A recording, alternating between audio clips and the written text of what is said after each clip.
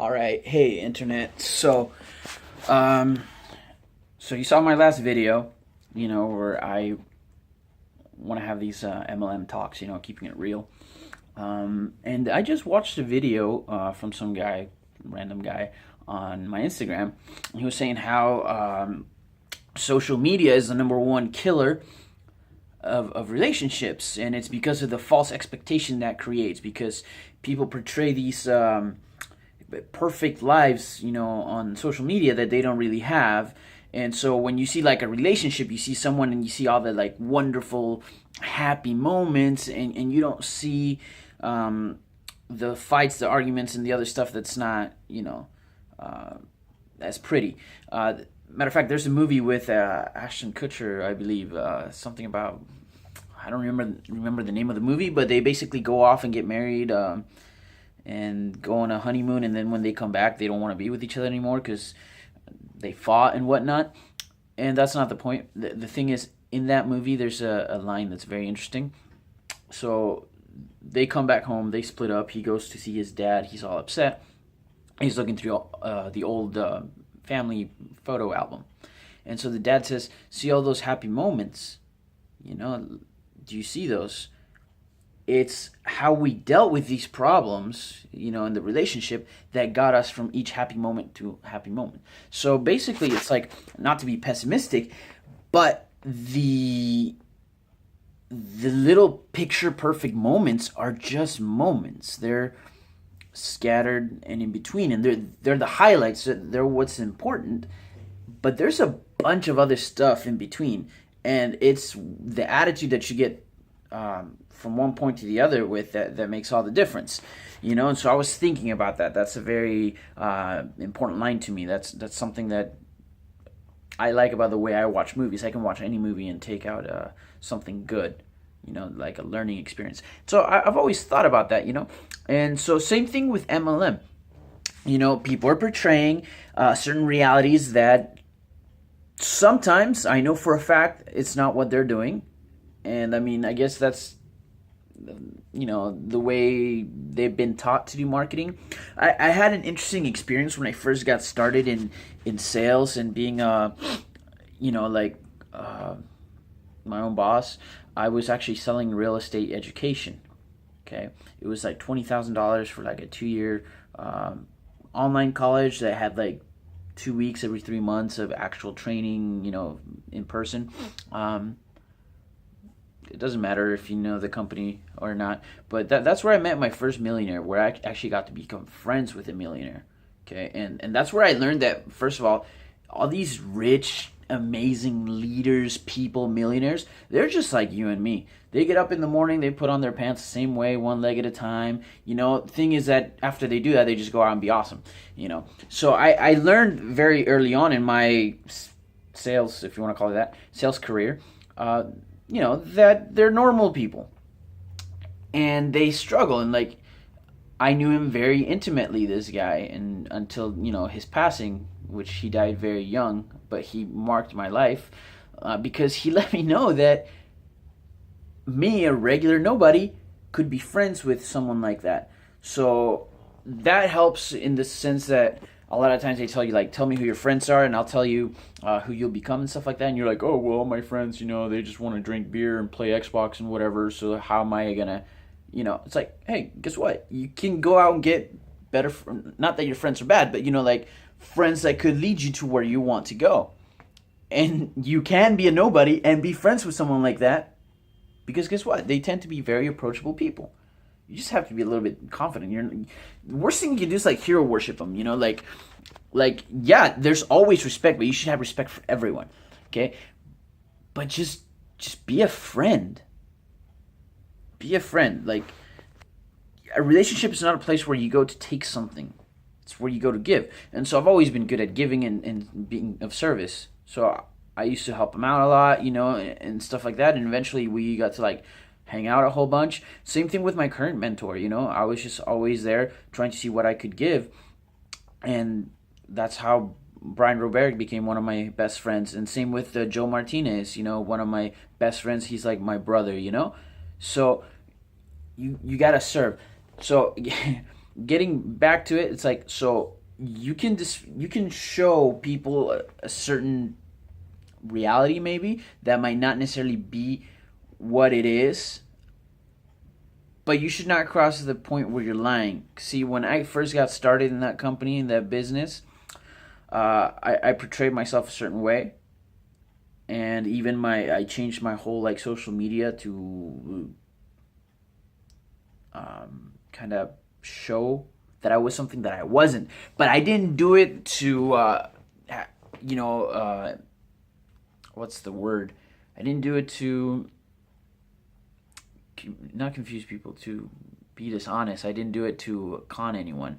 I just did it because I was just barely getting started in all the personal development stuff. I was just barely reading about The Secret and attracting things that you want, and so I was trying to attract that. I wanted that to be like who I was, and so I was saying that I was someone that I wasn't. You know, it's like, oh yeah, Kramer Nunez, this huge like person that helps people make all this money, and I wasn't making any money. You know, and I didn't know that. So, anyways, the point of that story is that this one guy signed up. He was a great dude, older guy in his late 40s. You know, just good guy, business guy that had some bad luck, and so he found what he had been hoping for. Turns out that, you know, a little later, he figured out that I wasn't who I was saying, and he was upset with me because he felt that I had lied to him and misled him and stuff. And I was a kid then. I was maybe like 20, 21. And that's something that's been stuck with me for a long time. Like, I, to this day, send messages out to this guy apologizing and hoping that, you know, he'll understand that I was just a kid, but, you know, never getting any replies. But, you know, that's definitely one of the problems that you get with social media. So I'm not saying put your problems out there. I'm not saying don't put out good things out there. Yes, it's a way to market. Yes, it's attractive. That's why they call it attraction marketing, because you got to attract it. Okay? But you also need to be congruent and consistent. Now, getting back to like me and my situation. So right now, okay, you see that? That's the company I'm representing in Peru, where I live. Okay, we're struggling. It doesn't matter. I don't care. I know it takes time. Okay, I have these really high expectations that I can never reach, but if I had like lower expectations, then imagine not reaching those. So like forget that. So yeah, I have very high expectations, and I don't always reach my own expectations. Okay, so right now, things are not as good as I want them to be. There's lots of room for improvement. We had some things happen that are not very helpful. Okay, but I'm still gonna work hard at it. Okay, it might have put me back a few months or whatever. Okay, I'm not making as much as I was. I'm not making as much as I want to or was expecting to at this point. Okay, it doesn't matter. Okay, the thing about this is that I want to keep this real. I'm just a regular dude doing MLM. I'm not some big leader. I'm not some huge guy that knows it all, that like has a following of like hundreds of thousands of people, and I could jump to any company and 1,000, 2,000 people would follow me and I'd make $10,000 the first month. Yeah, I'm not that guy. I don't even know if I want to be that guy.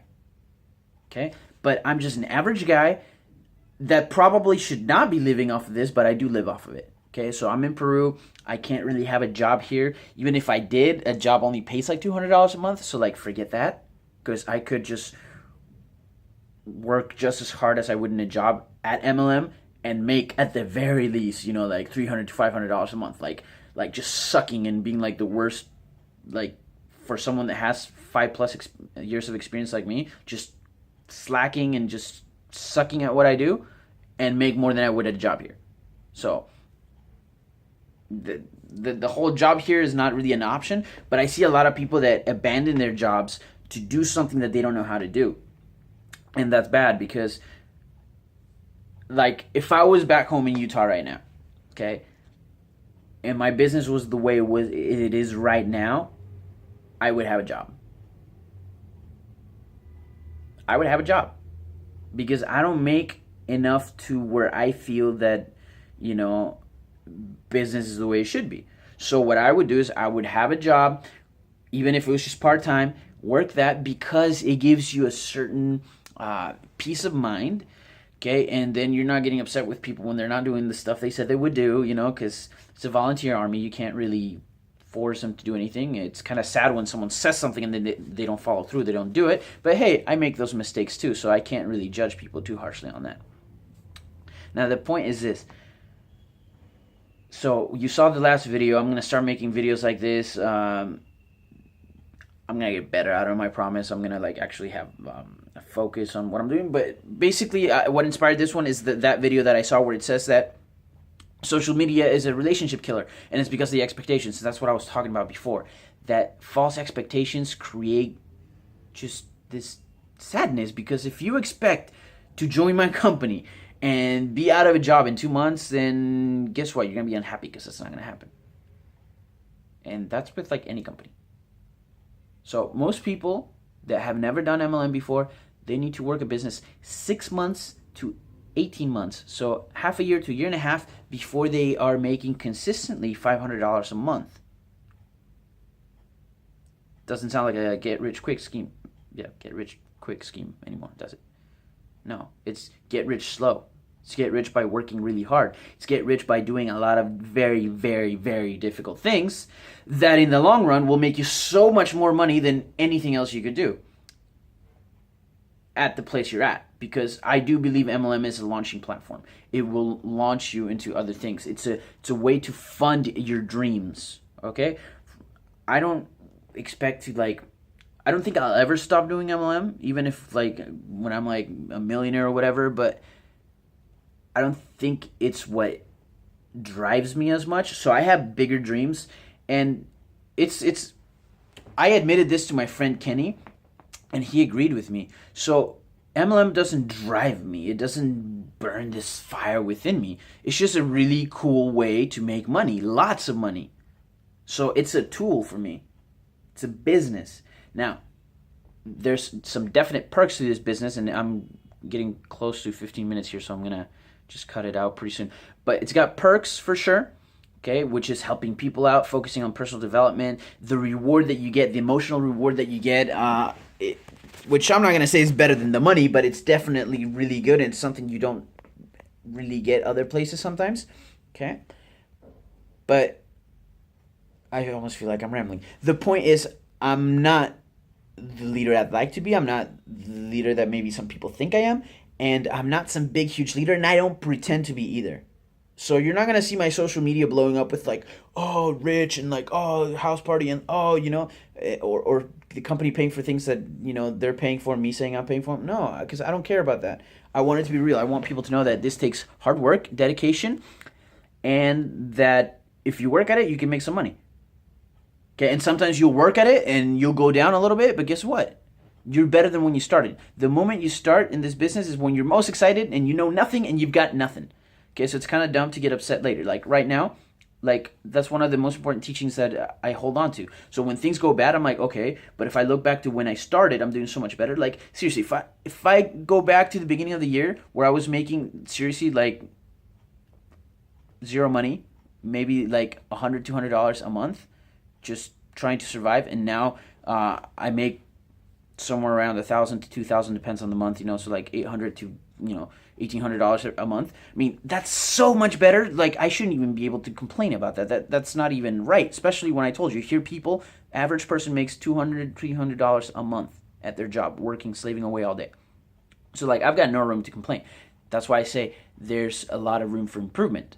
And part of the reason I'm making these videos is to help me improve. It's to let you know how much work it takes and how it's not all just sunshine. There's a lot of sad, crappy moments, and you just gotta, pull through them. So I hope this helps. I really do. I hope people can relate, and maybe you guys can share some of your experiences with us and how you overcame them. And yeah, just let's talk about it. Let's get a discussion going. So give me a like, subscribe if you haven't, share it if it helped you out. Maybe this one didn't, but the next one will. So just stay with me. I'm discovering how to do this, so it could be a process for all of us. Okay. Thank you so much. Love you, internet, and we'll see you in the next video. Bye.